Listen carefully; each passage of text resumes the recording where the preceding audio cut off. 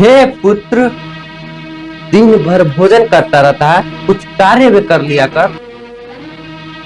हे पिताश्री, भोजन करना भी एक प्रकार की साधना है। मूर्ख, तेरी आयु में हम खेत में हल चलाने जाते थे।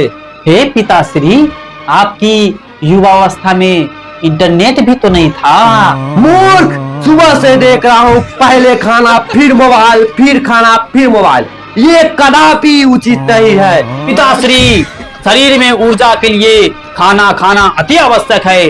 मोबाइल चलाना कोई सरल कार्य नहीं है पिताश्री।